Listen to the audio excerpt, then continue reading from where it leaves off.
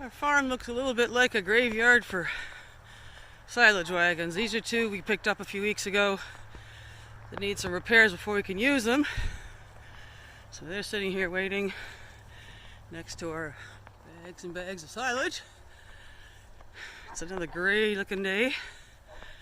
And you walk up through here to the yard, and there's another one sitting there. That's an older one that we use mostly for parts. As you can see, it's missing a front wheel because we blew the wheel on the other one last week.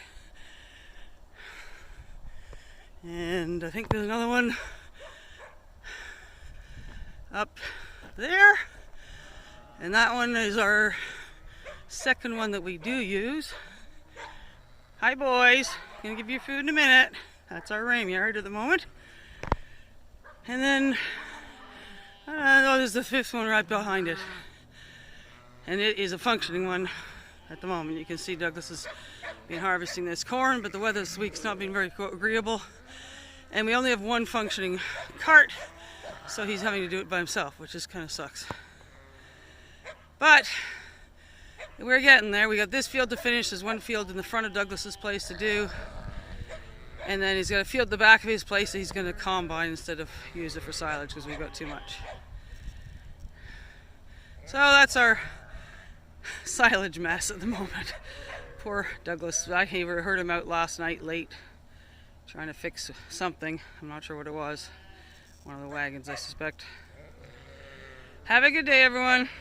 For those that don't understand, and I didn't understand until last year how these work, basically silage wagons work on gears and pulleys.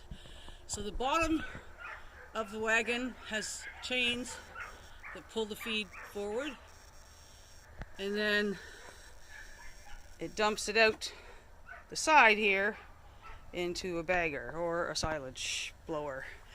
There's lots of gears and pulleys on the side, and they break down. We've been having a problem with this one here on one of our wagons because the bottom, that drives the bottom chain, and it kept breaking the shear pin.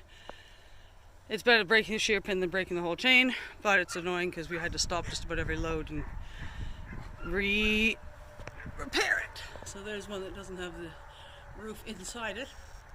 So these beaters, these yellow parts here, they push the feed down into the bottom down here from the upper layers until the wagon is empty. And so it's got a PTO shaft on the front here that drives on a tractor, and the PTO shaft will drive both the belts, and then these levers over here turn on the various chain drives.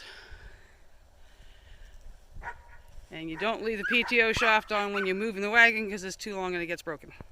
Douglas has actually twisted two of these PTO shafts like two pretzels. I'll try and get a picture of them.